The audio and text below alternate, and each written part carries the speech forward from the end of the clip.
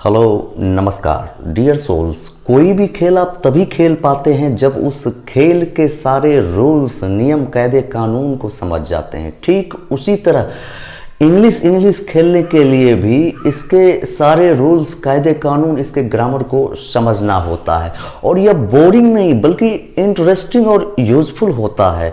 और reflexive pronoun and emphatic pronouns is the topic. आइए देखते हैं कितना इंटरेस्टिंग है ये। तो myself, ourself, yourself, himself, herself, themself, itself and oneself, ये सभी रिफ्लेक्सिव और एम्फैटिक दोनों प्रोनाउन बन के आते हैं। तो पहले रिफ्लेक्सिव प्रोनाउन को समझते हैं। रिफ्लेक्सिव प्रोनाउन जिसका हिंदी होता है निजवाचक सर्वनाम, यह स्वयं या निज का बोध करता है। रिफ्लेक्ट का मतलब परावर्तित करना, उसी से बना है रिफ्लेक्सिव प्रोनाउन। रिफ्लेक्सिव प्रोनाउन एक प्रकार से ऑब्जेक्ट का काम करता है, वर्ब के ऑब्जेक्ट का काम करता है रिफ्लेक्सिव प्रोनाउन। जब my self, himself, her self आदि का प्रयोग किसी वर्ब के ऑब्जेक्ट के रूप में हो तो उसे रिफ्लेक्सिव ऑब्जेक्ट भी कहते हैं और वो रिफ्लेक्सिव प्रोनाउन भी होता है।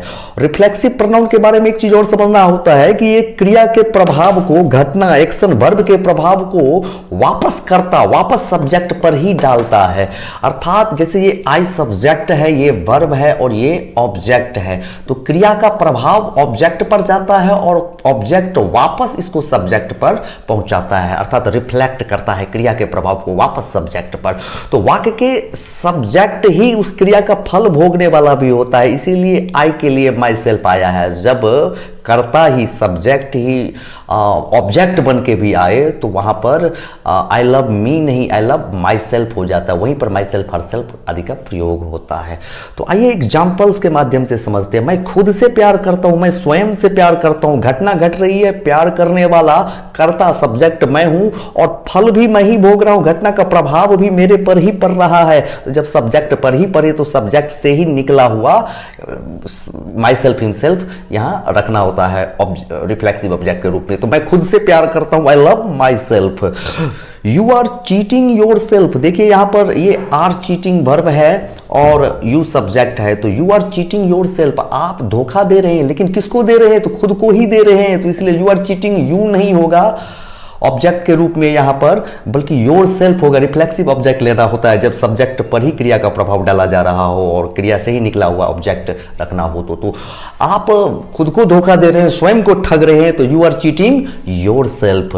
खुद को चोट मत पहुंचाओ, डोंट हर्ट योर सेल्फ। यहां पर देख सकते हैं यू सब्जेक्ट छिपा हुआ इंपेरेटिव सेंटेंस है, इसीलिए तो डोंट हर्ट योर सेल्फ, खुद को हर्ट मत करो। इसी तरह वह गाली तो दे रहा है, ही इज एब्यूजिंग, लेकिन किसको दे रहा है? ही इज एब्यूजिंग हिमसेल्फ, वो खुद को ही गाली दे रहा है। तो जब क्रिया का प्रभाव वापस सब्जेक्ट पर ही, कर्ता पर ही पड़ता है तो वही रिफ्लेक्सिव प्रोनाउन कहलाता है। तो ये सभी रिफ्लेक्सिव प्रोनाउन है। तो ही इज एब्यूजिंग हिमसेल्फ मतलब वो खुद को गाली दे रहा है। इसी तरह हेल्प योर सेल्फ, खुद की सहायता करो, ये भी इंपेरेटिव सेंटेंस है। आप सामने वाले को बोला जा रहा है कि भैया खुद की मदद करो, खुद की सहायता करो, तो हेल्प योर सेल्फ। तो रिफ्लेक्सिव प्रोनाउन मुख्यतः वर्ब के ऑब्जेक्ट बन के आता है। सबसे बड़ा पॉइंट इसका यही है और इसका कहीं और अन्य यूज नहीं है, आप ऐसा कह सकते हैं। अब देखते हैं इम्फैटिक प्रोनाउन। इम्फैटिक प्रोनाउन का मतलब होता है बलवाचक सर्वनाम। बलवाचक सर्वनाम या एम्फेसाइजिंग प्रोनाउन भी आप कह सकते हैं, इम्फैटिक प्रोनाउन भी कह सकते हैं। एम्फेसाइज मतलब बल देना, जोर देना। वह सर्वनाम जो किसी नाउन या प्रोनाउन पर जोर देने के लिए आए, बल देने के आए, उसे ही इम्फैटिक प्रोनाउन कहते हैं। ये वाक्य के अंत में भी रह सकता है या जिस क्रिया पर, जिस नाउन या प्रोनाउन पर जोर देने के लिए आता है, my self, himself, her self आदि, उस नाउन के ठीक आगे रख देना होता है इसको, या वाक्य के लास्ट में रख देना होता है। ये एग्जांपल देखते हैं। Ravan kidnapped Sita himself. अब देखिए यहां पर ये हिमसेल्फ आया है, रावण के लिए आया है, तो रावण के ठीक बाद भी आप रख सकते हैं रावण हिमसेल्फ किडनैप्ड सीता। तो दोनों तरीके से लिखे जा सकते हैं। माइंड दैट कि रावण ने ही सीता का हरण किया था, इसका अर्थ होता है रावण ने ही सीता का हरण किया था। रावण ने ही यानी रावण पर जोड़ है, तो हम कहेंगे रावण हिमसेल्फ किडनैप्ड सीता या Ravan kidnapped Sita himself, last में लगा सकते हैं। इसी तरह Ravan kidnapped Sita herself. अब देखिए ये सीता पर जोर देने के लिए हर सेल्फ आया है, तो इसीलिए सीता के लिए हर सेल्फ लेना होगा। तो तो यहाँ पर रावण पर जोर नहीं है, सीता पर जोर नहीं है। रावण ने सीता का ही नॉट उर्मिला और not any other women, Sita का ही हरण किया था, किडनैपिंग किया था। तो रावण किडनैप्ड सीता हरसेल्फ।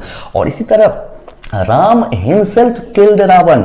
जब हम कहते हैं राम हिमसेल्फ किल्ड रावण, तो राम ने ही, राम पर जोर है यहाँ पर, राम ने ही, राम हिमसेल्फ किल्ड रावण, रावण को मारा। और जब हम कहते हैं राम किल्ड रावण हिमसेल्फ, तो इसके दो अर्थ होते हैं, माइंड दैट, दो अर्थ होते हैं।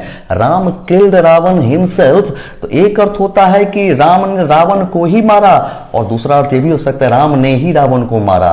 तो इसी तरह I live in Bihar itself, मैं बिहार में ही रहता हूं, बिहार पर जोर है यहां पर, तो I live in Bihar itself. तो हम देख सकते हैं ये इटसेल्फ बिहार के लिए आया है, बिहार में ही रहता हूं मैं। और इसी तरह दरवाजा अपने आप बंद हो जाता है, the door shuts by itself. तो कहीं कहीं ये बाय वगैरह के साथ भी आ सकता है प्रीपोजिशनल ऑब्जेक्ट बन के, लेकिन सामान्यतः एम्फैटिक प्रोनाउन के रूप में जब ये माई सेल्फ, हिमसेल्फ, हरसेल्फ आता है, तो ये किसी नॉन प्रोनाउन पर जोर देने के लिए उसके ठीक बाद आता है या वाक्य के अंत में आता है। ये वर्ब के ऑब्जेक्ट के रूप में कभी नहीं आता है एम्फैटिक pronoun. Hope you have got it. Have a nice time. चाओ।